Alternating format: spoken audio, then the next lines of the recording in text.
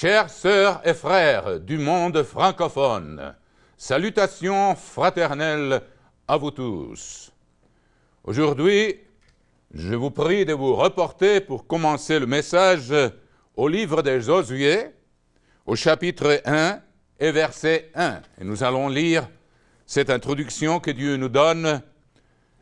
Et nous voilà, chapitre 1, verset 1. Après la mort de Moïse, serviteur de l'Éternel, l'Éternel dit à Josué, fils de Nun, serviteur de Moïse, Moïse, mon serviteur, est mort. Maintenant, lève-toi, passe ce Jourdain, toi et tout ce peuple, pour entrer dans le pays que je donne aux enfants d'Israël. Tout lieu que foulera la plante de votre pied, je vous donne, comme je l'ai dit à Moïse. Vous aurez pour territoire depuis le désert et le Liban jusqu'au grand fleuve, le fleuve de l'Euphrate, tout le pays des Hétiens et jusqu'à la grande mer vers le soleil couchant. Nul ne tiendra devant toi tant que tu vivras. Je serai avec toi comme j'ai été avec Moïse. Je ne te délaisserai point, je ne t'abandonnerai point. Et nous allons voir que cette promesse, d'après le livre des Hébreux, s'applique aujourd'hui à nous, chers amis. Fortifie-toi et prends courage, car c'est toi qui mettras ce peuple en possession du pays que j'ai juré à leur père de leur donner. Fortifie-toi seulement et bon courage, en agissant fidèlement selon toute la loi que Moïse, mon serviteur, t'a prescrite. Je ne t'en détourne ni à droite ni à gauche, afin de réussir dans tout ce que tu entreprendras. Voilà le secret du succès dans n'importe quel domaine de notre vie et de notre existence, chers amis, chers frères et sœurs. Ne t'en détourne ni à droite ni à gauche, afin de réussir dans tout ce que tu entreprendras. Ça s'applique 100% à nous autres à cette époque, mes chers amis. Que ce livre de la loi ne s'éloigne point de ta bouche. Médite-le jour et nuit. Il y a beaucoup d'aspects à développer dans ces phrases, dans ces paroles pleines de signification pour nous aujourd'hui, chers sœurs et frères. Mais nous allons nous concentrer aujourd'hui surtout dans la signification ou le message qui enferme cette phrase de Dieu. Que ce livre de la loi ne s'éloigne point de ta bouche, mais médite-le jour et nuit, pour agir fidèlement selon tout ce qui est écrit. Car c'est alors que tu auras du succès dans tes entreprises. C'est alors que tu réussiras. Voilà, chers sœurs et frères, je vous prie de vous concentrer dans ce message qui est plein de significations profondes qu'on peut développer. On va surtout se concentrer sur cet ordre de la part de Dieu. Que ce livre de la loi ne s'éloigne point de ta bouche, médite-le jour et nuit, pour agir fidèlement selon tout ce qui est écrit, car c'est alors que tu auras du succès dans tes entreprises, c'est alors que tu réussiras. Voilà, mes chers amis, Dieu nous commande alors de méditer dans ce livre jour et nuit. Est-ce que c'est une exagération? Est-ce que c'est une figure ou c'est une façon poétique de s'exprimer? Nous allons voir que ces paroles ont une signification profonde et qui ont à voir avec notre conduite quotidienne, mes chères sœurs et frères. Donc, Josué, on peut lire encore le verset suivant, verset 9. Je ne t'ai-je pas donné cet ordre? Fortifie-toi et prends courage. Ne t'effraie point et ne t'épouvante point, car l'Éternel ton Dieu est avec toi dans tout ce que tu entreprendras. C'est une grande promesse, chers sœurs et frères. J'aimerais que vous voyiez d'abord de comprendre Josué, juste après la mort de Moïse, reçoit la charge d'être le leader de ce peuple, d'entreprendre la tâche de distribuer la terre dans les 12 tribus. Voilà, c'était une tâche énorme et Dieu est en train de lui donner les clés du succès pour cette entreprise, chers sœurs et frères. Je vous invite maintenant que vous reportiez au livre des rois, au premier livre des rois,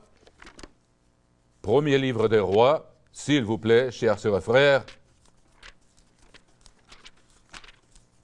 Premier livre des rois, voilà. Et nous allons voir le message du roi David à son fils Salomon, quand il se préparait pour entreprendre le rôle de roi, pour prendre les rênes de ce royaume que Dieu avait établi fermement par la main de David pendant 40 ans. Voilà, c'était une tâche énorme et bien sûr, comme nous allons le voir, Salomon avait besoin de ses conseils et nous allons voir que c'est des conseils parallèles ou exactement les mêmes que l'Éternel a donnés à Josué pour la tâche qu'il allait entreprendre. Chapitre 2 du premier livre des rois. David approchait du moment de sa mort, et il donna ses ordres à Salomon, son fils, en disant, voilà, David était un prophète, donc Dieu parlait par son intermédiaire. Et de la même façon que Dieu a parlé directement à Josué, nous voyons maintenant que juste avant la mort de David, Dieu parle par son intermédiaire parce que ces mots, ces paroles sont aujourd'hui paroles des dieux qui font part de ces Écritures. Verset 2. Je m'en vais par le chemin de toute la terre, c'est-à-dire, je veux mourir comme tout le monde. Fortifie-toi.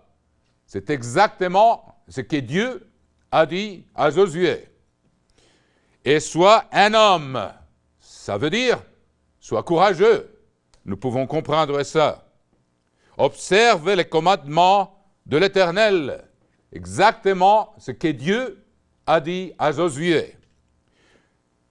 Observe les commandements de l'Éternel, ton Dieu, en marchant dans ses voies et en gardant ses lois, ses ordonnances, ses jugements et ses préceptes selon ce qui est écrit dans la loi de Moïse, afin que tu réussisses dans tout ce que tu feras, partout où tu tourneras. Voilà, plus ou moins, les mêmes recommandations, le même conseil avant d'entreprendre la tâche qu'il devait, même malgré sa jeunesse. Et vous le savez bien qu'il était bien conscient de ça, c'est pourquoi il a prié à Dieu de lui donner de la sagesse pour discerner entre le mal et le bien. Et bien sûr, la sagesse, d'après le livre du Deutéronome, c'est savoir mettre en pratique la connaissance. La connaissance par elle-même ne suffit pas. Il est nécessaire de la mettre en pratique. Et je vous prie de vous reporter au livre du Deutéronome, chapitre 4 et verset 5, et nous allons voir exactement de quoi je vous parle. C'est ce que la sagesse que Salomon a demandé à Dieu et dont nous avons besoin pour appliquer cette loi. Et nous allons voir que l'ordre que Dieu a donné à Josué et ce qui a été transmis à Salomon par l'intermédiaire du roi David, Dieu nous le dit à nous autres qui allons régner sur le monde entier. Une tâche encore plus grande que celle qui a été n'est-ce pas, attribuée ou que Dieu a choisi Josué pour réussir dans cette tâche de redistribuer la terre aux 12 tribus d'Israël. Et Salomon aux 12 tribus pour les gouverner. Et à nous pour gouverner le monde entier avec Jésus-Christ. Et voyons par exemple qu'est-ce que dont nous avons besoin, c'est de cette sagesse, mais aussi de méditer jour et nuit, comme Dieu l'a dit clairement à Josué. Chapitre 4, verset 5 du livre du Deutéronome, voyons ce que Dieu nous dit ici. 4, verset 5.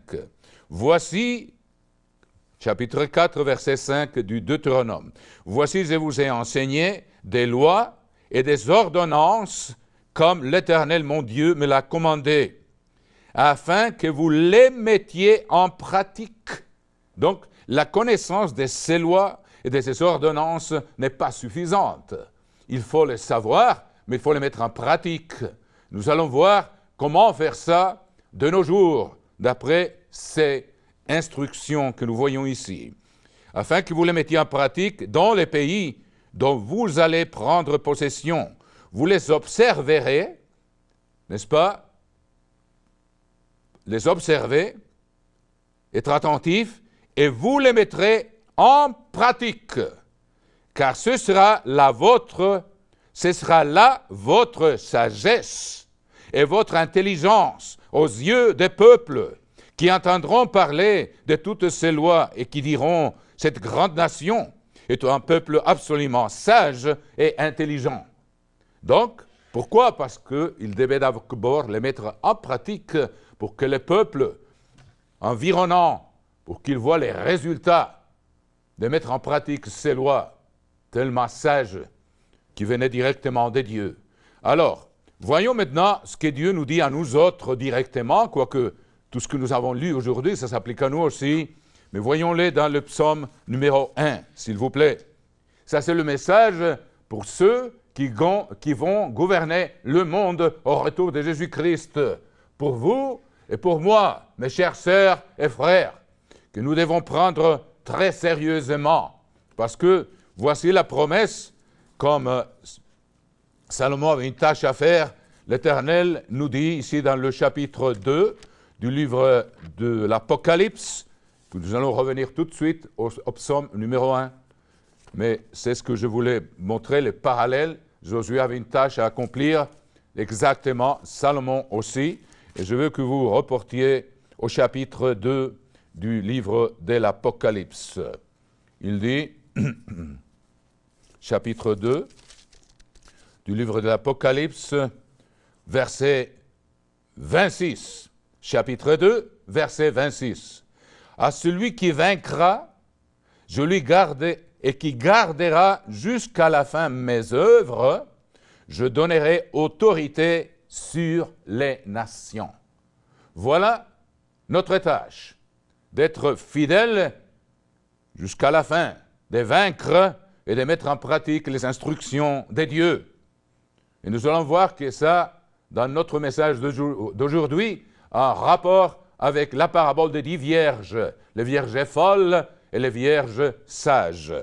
Donc, je répète, chapitre 2, verset 26 du livre de l'Apocalypse, à celui qui vaincra et qui gardera jusqu'à la fin mes œuvres, je donnerai autorité sur les nations, et il les pètera avec une verge de fer, comme on brise les vases d'argile, ainsi que moi-même j'en ai reçu le pouvoir de mon Père. Voilà, chers sœurs et frères, donc nous avons une tâche à accomplir, et nous voyons ici que ça s'applique à nous, qui seront les sacrificateurs et les rois du monde à venir. Donc, comment donc on peut développer ces sujets, comme je vous dis, riches en signification, mais on va se concentrer sur le fait que Dieu nous dit de méditer dans sa loi jour et nuit, comme nous allons le voir dans le psaume numéro 1. Reportez-là, s'il vous plaît, chapitre 1 du livre des psaumes, verset 1. Heureux l'homme qui ne marche pas selon les conseils des méchants. C'est-à-dire qui ne laisse pas, parce que nous vivons dans une époque, comme ça a toujours été, mais toujours ça devient pire en pire, c'est l'iniquité, c'est multiplie. Et à nous s'applique cette parole-là, de ne pas prêter oreille à l'iniquité qui veut nous envahir de tous côtés, mes chers sœurs et frères. Parce que nous vivons dans une époque que le philosophe existentialiste appelait, qui est dominé par le divertissement, et être toujours distrait, et l'aliénation, ne pas être conscient de notre existence. C'est-à-dire, eux, ils n'allaient pas au-delà. Nous savons que ce sont des conditions nécessaires pour pouvoir vaincre, de marcher et de méditer dans la loi des dieux jour et nuit. Et voyons donc les conditions qui s'appliquent à nous directement comme celles qui s'appliquaient à Josué et celles qui s'appliquaient à Salomon après la mort du roi David.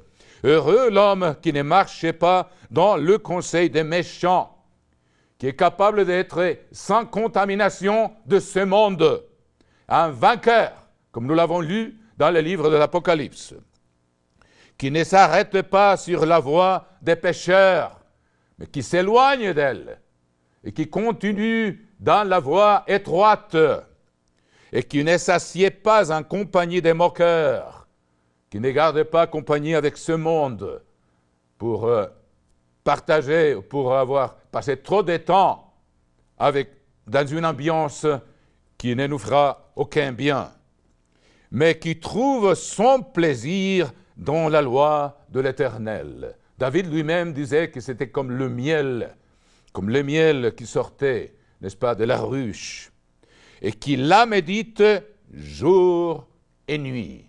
Voilà exactement ce que Dieu a dit à Josué. Ces lois ne devaient pas s'écarter de ses lèvres, il devait toujours méditer dans cette loi, et puis la méditer jour et nuit. Et voici pour nous, dans ce psaume, qu'il la médite jour et nuit. Heureux, pourquoi? Parce qu'il va régner avec le Christ. Il sera préparé, n'est-ce pas, pour gouverner ce monde. Il est comme un arbre planté près d'un courant d'eau. Dieu nous a parlé du Saint-Esprit, le Christ, au chapitre 7, verset 37 de l'Évangile des Jean, que c'était comme des rivières d'eau vive. Et voilà, on est planté, c'est-à-dire on est en contact continuel avec la présence de l'Éternel parce que nous sommes le temple du Saint-Esprit, d'où coulent ces eaux. Donc voilà, c'est nécessaire d'avoir ce contact direct avec la prière, l'étude et bien sûr la méditation de cette loi, qui donne son fruit en sa saison. Celui qui a l'Esprit de Dieu et qui médite et qui marche avec Dieu, il faut qu'il produise du fruit, n'est-ce pas? On ne peut pas le cacher, c'est comme la lumière, mais ça sort spontanément. Ce n'est pas quelque chose d'artificiel, c'est quelque chose de naturel comme une eau pure qui coule de la montagne et dont le feuillage ne se flétrit point. Tout ce qu'il fait lui réussit. Voilà exactement ce que Dieu a répété à Josué. Voilà, ça c'est pour nous. Et Dieu veut que nous soyons conscients du fait que nous allons entreprendre une tâche énorme avec Jésus-Christ et Dieu le Père, de réparer, de reconstruire, pas le système de ce monde, mais d'avoir part à la régénération de toutes choses, à reconstruire l'ordre que Dieu a établi sur la terre à la création. Dieu n'est pas l'auteur de la confusion, comme c'est aujourd'hui le cas, avec tellement de confusion, avec tellement de pollution de l'environnement. Donc, nous ferons cette tâche de gouverner le monde, tous ceux qui survivront et qui vont se multiplier pendant 1000 ans. Il faut que nous soyons très conscients de ça jour après jour. C'est notre temps de préparation. Nous ne devons pas gaspiller notre temps, chers sœurs et frères, et nous laisser entraîner par les courants de ce monde qui nous envahit par tous les moyens d'information, les médias. Tout ce qu'il fait lui réussit. Il n'en est pas ainsi des méchants, ils sont comme la paille que le vent dissipe. Donc, ils disparaîtront. C'est à nous donc, chers frères, pour produire ce fruit, comme les grains du blé qui tombent, n'est-ce pas, et qui restent, et que Dieu va utiliser avec un propos merveilleux, la nourriture spirituelle du monde. Donc, comment peut-on donc méditer dans la loi de Dieu jour et nuit? Comme je vous ai dit au début, c'est une exagération. Est-ce que c'est possible d'arriver à ça? Donc, nous allons voir comment ça s'applique à nous et comment Dieu nous enseigne dans sa parole. Comment est-ce qu'on fait cela? Comment on peut arriver à avoir du succès dans ces conseils et je dirais cet ordre que Dieu nous donne? Je vous prie de vous reporter au livre de l'Évangile de Matthieu, chapitre 5, et verset 17. Matthieu, chapitre 5, et verset 17, nous voyons ici les paroles de Jésus-Christ en Matthieu, chapitre 5, et verset 17. Voici. Ne croyez pas que je sois venu pour abolir la loi ou les prophètes. Je suis venu non pour abolir, mais pour accomplir. Car je vous le dis en vérité, tant que le ciel et la terre ne passeront point, il ne disparaîtra pas de la loi un seul iota ou un seul trait de lettre jusqu'à ce que tout soit arrivé ou que tout soit accompli, n'est-ce pas? Comme il l'a annoncé dans d'autres versions, vous voyez ça. Donc, celui qui supprimera l'un de ses plus petits commandements et qui enseignera aux hommes à faire de même sera appelé le plus petit dans le royaume des cieux. Mais celui qui les observera et qui enseignera à les observer, celui-là sera appelé grand dans le royaume des cieux. Donc, il continue, mais maintenant, on va rester avec ce message pour nous. Donc, le Christ n'est pas venu abolir la loi. Il est venu pour accomplir, c'est-à-dire pour ajouter une dimension, ou pour nous révéler une dimension spirituelle profonde, magnifique et sublime, qui était contenue dans la loi physique, où il fallait faire, n'est-ce pas, tous les devoirs de Aaron, etc., tout ce qu'il fallait accomplir, mais cela a tout de la signification. Le Christ est venu accomplir. Par exemple, nous savons, d'après la loi, et je vous donne cet exemple, par exemple, la circoncision. Quelqu'un dirait, bon, la circoncision a été abolie. Non, elle n'a pas été abolie. C'était une figure, c'était une image physique de ce que le Christ allait accomplir. C'est de circoncire nos cœurs pour que sa loi puisse être écrite là-dedans, pour que ça soit un cœur de chair et non pas en pierre, comme le peuple l'avait dans le passé, sans l'Esprit de Dieu. Donc, il est venu accomplir, et l'apôtre Paul l'explique très clairement. La circoncision est celle du cœur. Si quelqu'un est circoncis dans la chair, mais il n'a pas la circoncision du cœur, il ne va pas entrer dans le royaume de Dieu. Donc, elle est encore essentielle. Elle n'a pas été abolie. Le Christ lui a donné un accomplissement. Il lui a donné une dimension spirituelle beaucoup plus grande que la circoncision physique. Nous voyons donc un exemple là. Je vous donne un autre. Il y en a beaucoup. Il y en a des dizaines d'exemples. Mais pour être conscient de cet ordre que Dieu nous donne de méditer dans sa loi jour et nuit, comment peut-on réussir à faire ça? Je vous donne un autre exemple. Par exemple, si vous vous reportez au livre de la loi, au livre voyons le livre de l'Exode, s'il vous plaît, qui était la loi. La loi est connue, vous savez, le contexte dans la Bible, c'est les 5 premiers livres de Moïse, la Genèse, l'Exode, le livre des Nombres, le livre du Deutéronome, et puis il y a encore le livre du Lévitique. Voici par exemple au chapitre 30, je vous prie de vous reporter là, dans le livre de l'Exode. Comment le Christ est venu nous enseigner comment cette loi n'a pas été abolie, mais elle a un accomplissement. elle a une signification beaucoup plus profonde, spirituelle. Et voyons par exemple à notre part, pour que vous soyez conscients, et que je sais que peut-être parmi vous, il y en a tous, ou la plupart, qui comprennent ces choses. Mais voyons par exemple, dans le chapitre 30 du livre de l'Exode, c'est que Dieu commandait à Aaron de faire sur l'autel de l'encens ou des parfums, n'est-ce pas?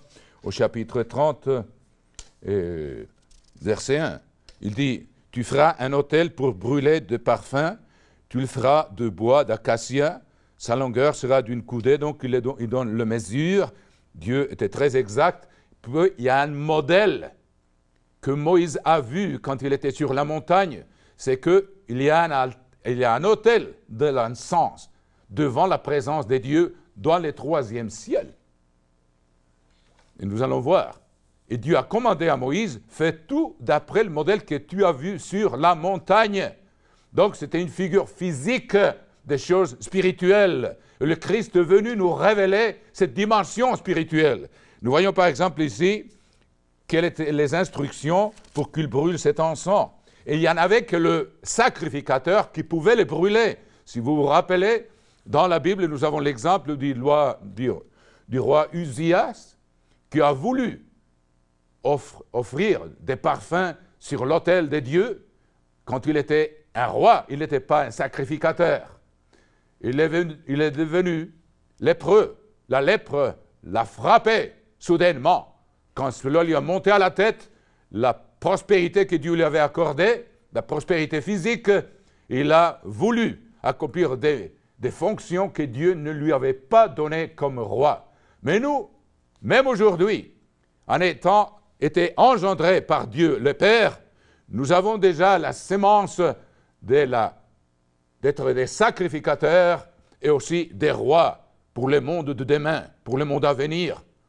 Et nous accomplissons déjà des tâches que seulement les sacrificateurs pouvaient accomplir, parce que nous faisons déjà partie de cette famille spirituelle de Jésus-Christ, qui était le sacrificateur d'après l'ordre de Melchizedek, un sacerdoce spirituel auquel nous appartenons maintenant. Donc voyons par exemple au chapitre 30, verset 6 de l'Exode, les instructions pour l'accomplissement physique de cette loi que Dieu nous donne ici.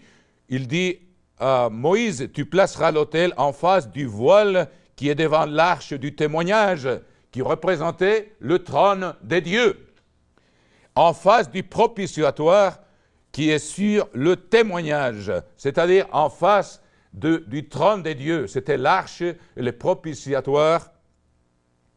C'est en face du propitiatoire qui est sur le témoignage.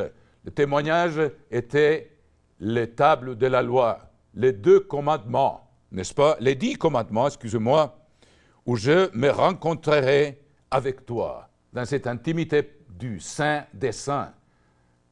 C'était la partie la plus sacrée du temple et du tabernacle. Et donc, il dit, et Aaron, verset 7, il fera brûler du parfum odoriférant, et il en fera brûler chaque matin, lorsqu'il préparera les lampes.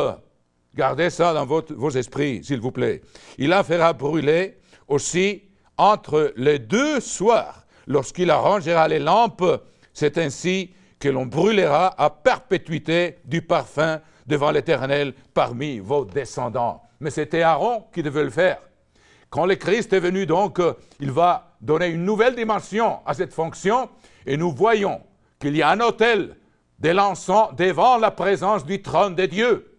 Et souvenez-vous que quand le Christ est mort, le voile s'est rompu, n'est-ce pas? Il était ouvert, le voile qui séparait les lieux saints du lieu très saint, n'est-ce pas? Donc, voyons comment le Christ, il est venu accomplir la loi. Voyons dans le chapitre 5 de l'Apocalypse, j'en suis sûr que vous connaissez ça, mais c'est important de s'en rappeler pour les choses que nous devons comprendre aujourd'hui, mes chères sœurs et frères.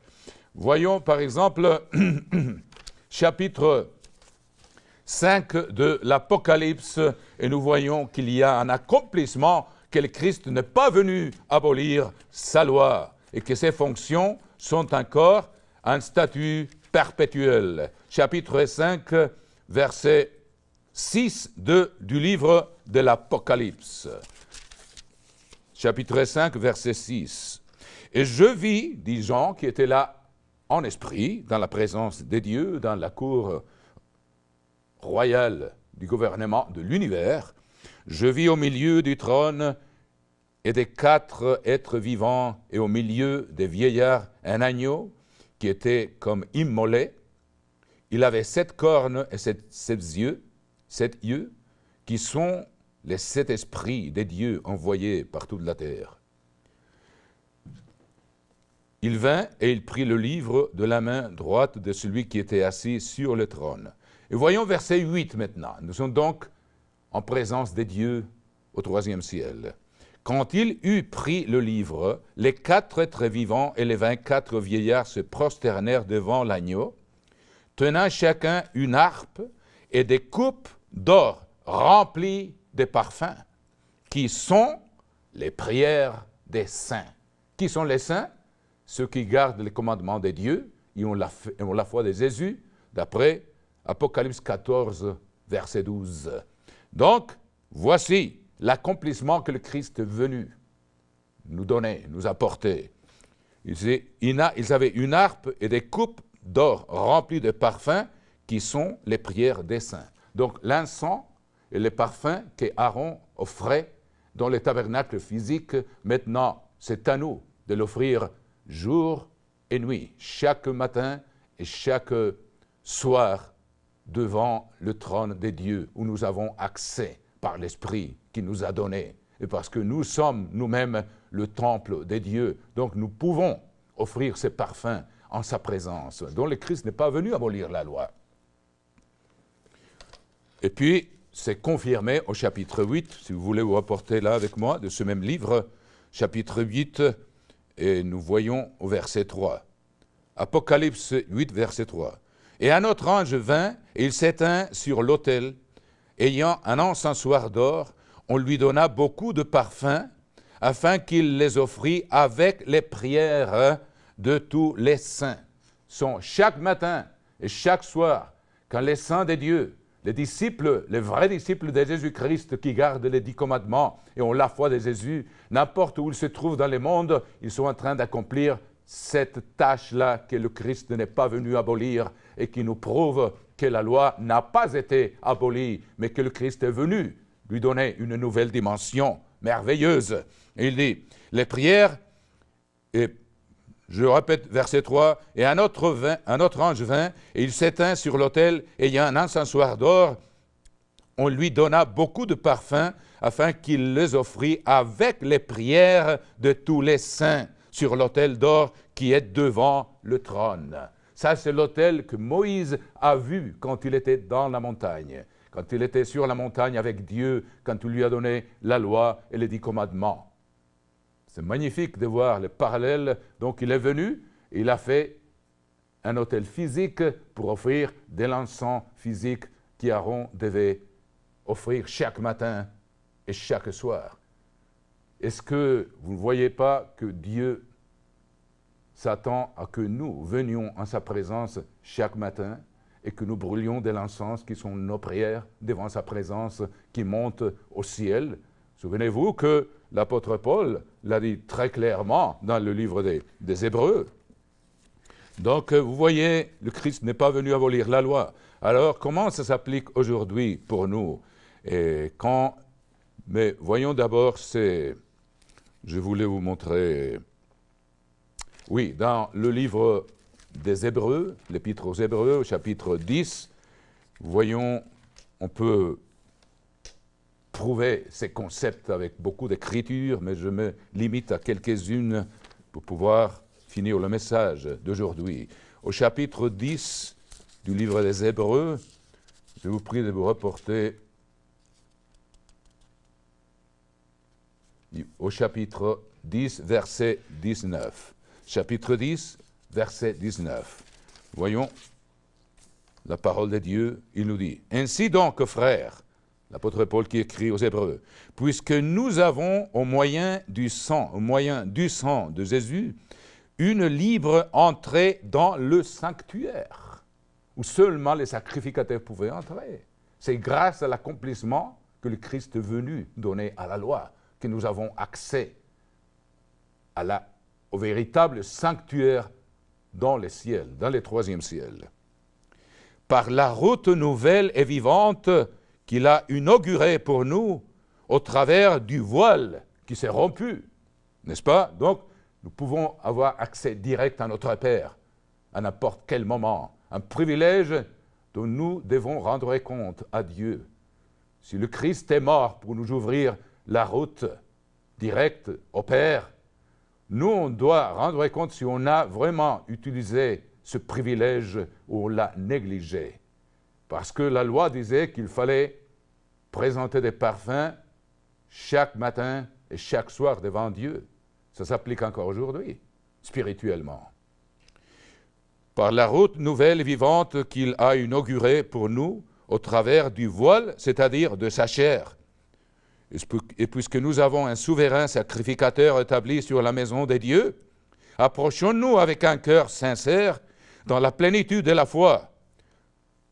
Nous pouvons nous approcher si nous sommes en harmonie avec Dieu, en gardant ses commandements. Donc nous sommes dans la catégorie des saints qui ont accès à la présence du Père. Dans la plénitude de la foi, des cœurs purifiés d'une mauvaise conscience. Qu'est-ce qu'il y a dans notre tête, chers sœurs et frères, avec tous les spectacles pollués et néfastes qu'on voit aujourd'hui, mes amis? D'une mauvaise conscience et le corps lavé d'une eau pure, c'est-à-dire qu'on a été lavé par la parole de Dieu, par une étude diligente de sa parole. Ça nous nettoie. C'est un nettoyage merveilleux que Dieu nous offre, parce que le Christ a dit à ses disciples, vous êtes déjà purs par la parole que je vous ai annoncée. Donc, maintenant, nous allons voir de nouveau, donc, comment s'applique ce principe que nous avons déjà vu, quand Dieu dit, il faut méditer jour et nuit. Vous le voyez dans les psaumes 1, vous le voyez dans les instructions à Josué, dans sa loi. Comment ça peut se faire? Et nous voyons que cela dépend de devenir une vierge sage, ou, si on ne le fait pas, une vierge folle. Nous allons voir pourquoi. Donc, allons de nouveau à la loi de Dieu, qui n'a pas été abolie, et qui nous donne des instructions précises sur notre vie spirituelle de nos jours. Au chapitre 27 et verset 20 du livre de l'Exode. Chapitre 27 et verset 20, lisons, et nous allons comprendre en utilisant la parole même de Dieu pour savoir comment ça s'applique aujourd'hui à notre vie quotidienne comme disciple. Et disciple, c'est quelqu'un qui se discipline pour suivre les traces de son maître, notre Seigneur Jésus-Christ. Chapitre 27, verset 20 du livre de l'Exode. « Tu ordonneras aux enfants d'Israël de t'apporter pour les chandeliers de l'huile pure d'olive concassée. » Voilà. « Afin d'entretenir les lampes continuellement. » C'est dans la tente d'assignation, en dehors du voile, qui est devant le témoignage, qu'Aaron et ses fils la prépareront pour que les lampes brûlent du soir au matin. Gardez ça dans vos esprits, chers sœurs et frères. C'est un commandement que le Christ n'est pas venu abolir, mais qui est venu lui donner une dimension spirituelle, pour que les lampes brûlent du soir au matin en présence de l'Éternel. Nous venons de voir dans le livre des Hébreux que nous avons accès à cette présence. C'est une loi perpétuelle. Le Christ n'est pas venu l'abolir pour leurs descendants et que devront observer les enfants d'Israël. L'Israël des dieux doit donc observer cette loi qui est perpétuelle. Nous allons le voir confirmé. Vous tournez les pages au chapitre 30 de ce même livre de l'Exode et voyons les instructions merveilleuses au chapitre 30, verset 1. « Tu feras un autel pour brûler des parfums, tu les feras de bois d'acacia. Sa longueur sera d'une coudée. On a déjà lu ça. Donc, c'est la figure physique de cet autel que nous avons déjà vu, qui est au troisième ciel, devant la présence, devant les trônes des dieux. Il n'y a pas de voile. Ici, à l'époque de la première alliance, il y avait un voile. Maintenant, il n'est plus là, parce que nous avons accès direct à notre Père, et les prières arrivent directement dans sa présence, sans qu'il y ait ce voile au milieu. Donc, et puis, nous allons voir quelles sont les instructions de Dieu. Il dit, chapitre 30, verset 6, « Tu placeras l'autel en face du voile qui est devant l'arche du témoignage. » Voilà le trône de Dieu. « En face du propitiatoire qui est sur le témoignage, c'est-à-dire le trône de Dieu, qui est sur les 10 commandements, qui est les fondements du gouvernement de Dieu. » Voilà, c'est la plateforme du gouvernement mondial du monde à venir. En face du propitiatoire qui est sur le témoignage et où je me rencontrerai avec toi. Et nous avons ce privilège que Moïse avait d'entrer dans cette présence de Dieu. Nous venons de le lire dans le livre des Hébreux et de nous rencontrer face à face, même si c'est comme un miroir où nous ne voyons pas exactement, mais nous percevons la présence de Dieu le Père et de Jésus-Christ qui sont assis sur ces propitiatoires spirituels au troisième ciel. Aaron y fera brûler du parfum odoriférant et il en fera brûler chaque matin lorsqu'il préparera les lampes. Voilà la prière, l'encens, les parfums odoriférants avec les lampes. Quelles sont les lampes? Voyons l'interprétation que la Bible même nous donne. Je vous prie de garder cette écriture, on va y revenir tout de suite, mais je vous prie de vous reporter au psaume 119, verset 105, pour que nous soyons bien conscients que c'est des lois qui n'ont pas été abolies et que nous sommes des vierges maintenant appelées pour être l'épouse du Christ, mais il y en a 5 folles et 5 sages. Et c'est de cette discipline que ça dépend, que nous soyons dans une catégorie ou dans l'autre, que nous allons le démontrer ici. Si vous lisez psaume 119, verset 105, « Ta parole est une lampe à mes pieds, une lumière sur mon sentier. » Ta parole est une lampe. Donc voilà, la parole de Dieu est la lampe qui nous illumine. Mais il faut mettre de l'huile, qui est le symbole de l'esprit. Et le Christ a dit, dans le chapitre 6 du livre des Jean, vous pouvez chercher cette écriture, je ne vais pas y me reporter maintenant, il a dit au chapitre 6 des Jean, les paroles que je vous ai dites sont esprit et sont vie. Donc la parole de Dieu est spirituelle et c'est elle qui nourrit les lampes pour qu'ils puissent allumer. Voyez, je vous répète, ta parole est une lampe à mes pieds et une lumière sur mon sentier. Donc il faut avoir cette lampe allumée tous les jours pour que cette parole nous guide dans toutes nos décisions, pour que nous puissions amener captive toute pensée à l'obéissance de la parole de Dieu, à ces commandements qui sont écrits dans nos cœurs et dans nos esprits. Il dit, Aaron fera brûler du parfum odoriférant, il en fera brûler chaque matin. Nous avons vu que le parfum, c'est les prières des saints. Dieu dit qu'il n'est pas venu abolir la loi, donc si nous allons obéir les instructions aux sacrificateurs dont nous font déjà partie des sacrificateurs d'après l'ordre de Melchizedek, qui est le sacerdoce spirituel. Il en fera brûler chaque matin lorsqu'il préparera les lampes. Donc la prière et l'étude biblique doivent se combiner, les deux, chaque matin. Et puis nous continuons ici, il en fera brûler aussi entre les deux soirs, lorsqu'il arrangera les lampes. Et puis, le soir aussi. Il y avait un sacrifice le matin et un sacrifice le soir. Il fallait offrir l'encens ou le présenter devant Dieu le matin et le soir.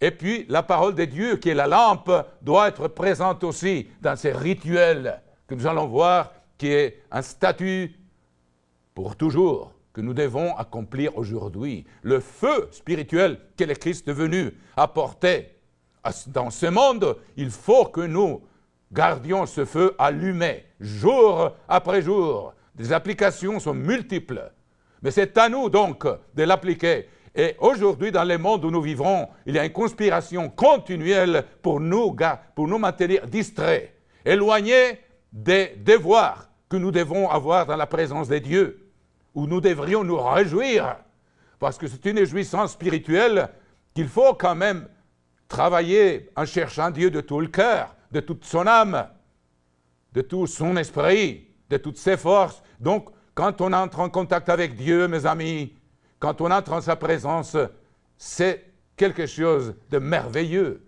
C'est une joie de savoir qu'on peut être connecté avec Dieu et Dieu est en train de nous donner les instructions. Mais il faut se nier soi-même.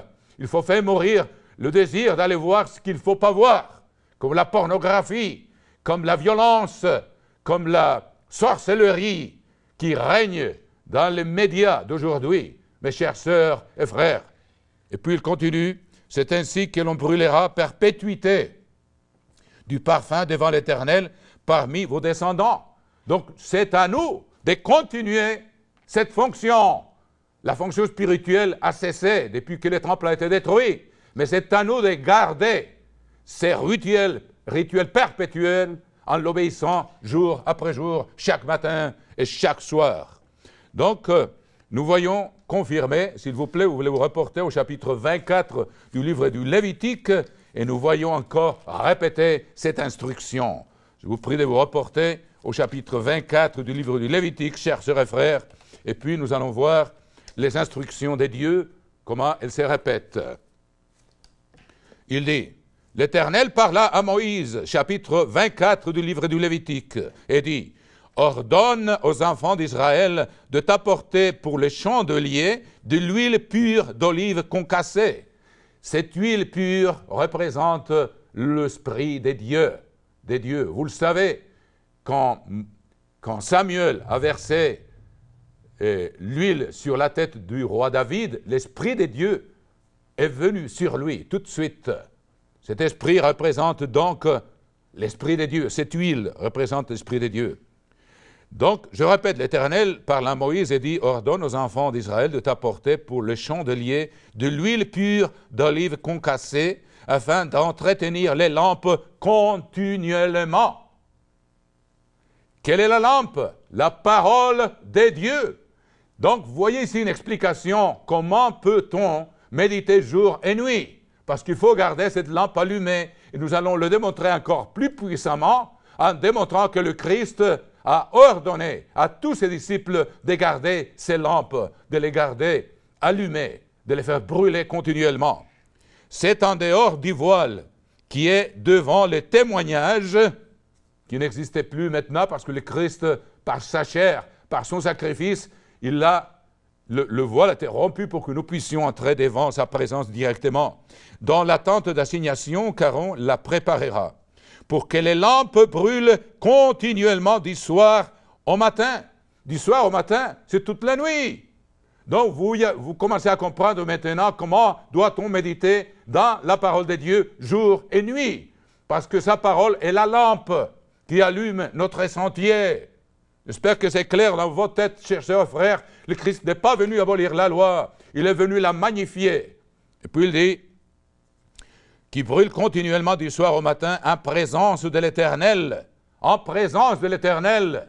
Et puis il dit, c'est une loi perpétuelle pour vos descendants. Donc ça doit continuer aujourd'hui dans la nouvelle alliance, parce que le Christ n'est pas venu abolir la loi, il est venu la magnifier. Donc nous avons une tâche à faire chaque jour, de garder cette lampe brûlant, toujours, chers sœurs et frères. Donc c'est assez clair.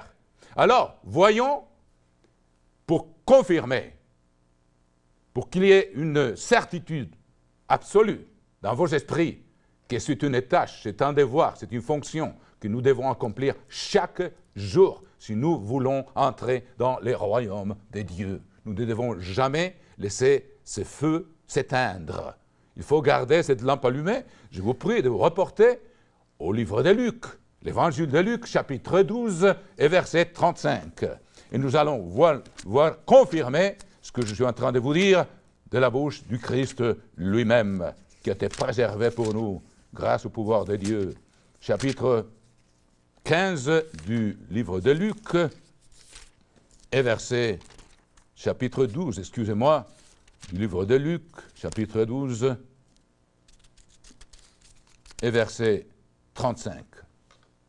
Chapitre 12, verset 35, ça va vous démontrer que cette loi n'a pas été abolie, que le Christ est venu accomplir, lui donner cette dimension profonde de qu'elle brûle au fond de nos temples physiques, qui est les temples, nos corps, les temples de la présence du Saint-Esprit, de la présence de Dieu et de Jésus-Christ en nous.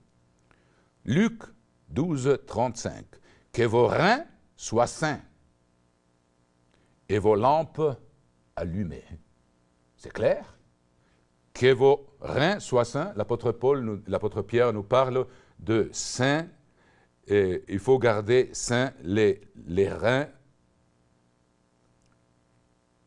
de notre compréhension, de notre esprit. C'est-à-dire, il faut être attentif à chaque pensée qui vient chez nous pour l'amener captive à l'obéissance de la loi de Dieu qui est écrite dans nos esprits et dans nos cœurs. Donc, c'est ce que ça veut dire que vos reins soient sains. C'est-à-dire qu'on doit veiller continuellement à nos pensées, n'est-ce pas? Donc, le monde a un grand pouvoir pour mettre des pensées, des images dans nos esprits qui ne doivent pas y être. On doit veiller pour ça. Il faut nous garder sans la contamination du monde. Que vos reins soient sains et vos lampes allumées. Vos lampes allumées, ça veut dire quoi? Que la parole de Dieu nourrit notre esprit de façon qu'il y a la lumière qui nous montre le sentier à suivre chaque jour. Donc il faut l'étude de la parole de Dieu chaque jour. Il fallait mettre de l'huile chaque jour, chaque soir, pour que les lampes brûlent toute la nuit. Que vos reins soient sains et vos lampes allumées. Et vous soyez semblables à des hommes qui attendent que leur maître revienne des noces, afin de lui ouvrir dès qu'il arrivera et frappera. Voilà, c'est ici, on peut placer la parabole des 10 vierges. Ça dépend de notre diligence à maintenir ces lampes brûlant toute la nuit. Et je vais vous montrer comment ça se passe. Donc, heureux ces serviteurs que le maître à son arrivée trouvera veillant. Je vous dis en vérité, il se scindra, les fera mettre à table et il s'approchera pour les servir. Et qu'il arrive à la 2e ou à la 3e veille, heureux ces serviteurs qui les trouvent, s'ils les trouvent veillants. Alors comment on peut veiller pendant la nuit? On dirait quelqu'un, non, on ne peut plus dormir, il faut étudier la parole de Dieu toute la nuit. Pas du tout. Il faut mettre la parole de Dieu au soir, à la fin du jour, au début de la soirée qui précède le jour suivant, pour qu'elle brûle toute la nuit. Donc, comment ça se passe? Si on accomplit cette tâche et cette discipline de nourrir nos esprits chaque soir, de combiner de brûler les parfums devant Dieu, qui est la prière, et puis avec l'étude de la parole de Dieu, nous sommes en train d'accomplir le devoir de sacrificateur, de brûler l'encens et de mettre l'huile dans les lampes pour qu'elles brûlent toute la nuit. Comment ça se passe? Vous savez que toutes les vierges se sont endormies. Il y en avait 5 qui avaient encore de l'huile en elles et d'autres qui n'en avaient pas. Elles n'avaient pas nourri ces lampes pour qu'elles brûlent toute la nuit. Et nous allons voir comment ça s'accomplit de nos jours dans les Cantiques des Cantiques, où je vous prie de vous reporter maintenant, s'il vous plaît, chères sœurs et frères. Le Cantique des Cantiques que nous trouvons dans le chapitre 5 et verset 2, je vous prie de lire Cantique des Cantiques. Il dit, chapitre 5, verset 2, Cantique des Cantiques. J'étais endormi, mais mon cœur veillait. Voilà. Les 10 vierges sont tombées et se sont endormies toutes les 10. Mais il y en avait 5 qui avaient de l'huile, qui avaient la parole de Dieu dans leur cœur, même dans la nuit quand elles dormaient. Je vous répète, j'étais endormi, mais mon cœur veillait. C'est la voix de mon bien-aimé qui frappe. Souvenez-vous qu'il y a une voix qui dit, le bien-aimé, le pour, viens, réveillez-vous. Voilà ce que Dieu attend de nous, que nous soyons nourris de sa parole et pas de la pourriture de ce monde, afin d'aller nous coucher, de ne pas nous entretenir en voyant des spectacles qui sont, pour la plupart, je ne dis pas tous, mais pour la plupart, c'est la contamination, c'est la pollution des mondes qui rentre dans notre esprit. Si nous allons nous coucher avec ces images le soir, au lieu d'avoir mis de l'huile fraîche, dans nos esprits, dans nos lampes, de le nourrir. Donc pendant la nuit, il s'accomplira ce que Dieu dit. J'étais endormi, mais mon cœur veillait. On s'endort même dans la présence de notre Maître. C'est la voix de mon bien-aimé qui frappe. Ouvre-moi, ma sœur, mon ami, ma colombe, ma parfaite, car ma tête est couverte de rosée. Donc il vient la nuit, mais on est prêt, même si on est endormi. Il dit, je répète, j'étais endormi, mais mon cœur veillait. Quand on accomplit la parole de Dieu, le commandement de nourrir ses lampes chaque nuit, le soir, avant d'aller s'endormir, ça reste dans nos esprits, mes chers sœurs et frères, et il s'accomplit aussi ce que l'apôtre, c'est que David disait dans le psaume 16, dans le psaume numéro 16, s'il vous plaît, apportez-vous là-bas, je vous le lis, il dit, verset 7, psaume 16, verset 7, « Je bénis l'Éternel, mon conseiller. La nuit même, mon cœur m'exhorte. » Parce qu'il se couchait en ayant médité dans la parole de Dieu avant de s'endormir, dont sa présence reste là. C'est à nous donc d'avoir cette discipline, de ne pas nous aller coucher avec les images polluées de ce monde dans nos esprits, mais d'être purifiés par la parole de Dieu et ne pas nous entretenir avec le péché, avec la fornication, avec la pornographie, avec la violence, avec la sorcellerie. C'est ce qui nourrit la plupart des spectacles aujourd'hui. Chers sœurs et frères, nous ne devons pas nous laisser contaminer par le monde et de nous garder, en suivant ces instructions que Dieu nous donne, qu'il a données à Josué, de méditer jour et nuit, en gardant nos lampes allumées, et en ayant cette discipline que l'Éternel veut que nous ayons. Et puis, vous savez bien que la femme prudente, vertueuse, dont nous lisons dans le chapitre 31 des Proverbes, voici les paroles qui sont écrites au sujet d'elle, qui est aussi un reflet de l'épouse du Christ qui est prudente et qui attend son retour en se préparant chaque jour. Il dit,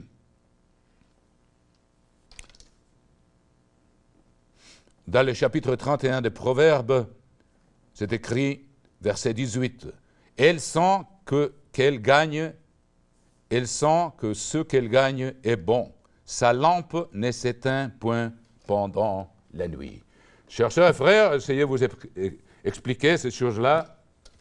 C'est les instructions. C'est ça ce qui nous va transformer de gloire en gloire dans la même image que le Christ, pour que nous soyons son épouse de la même espèce, transformée intérieurement par la méditation continuelle et en mettant en pratique sa parole, et non pas en nous contaminant avec ce monde.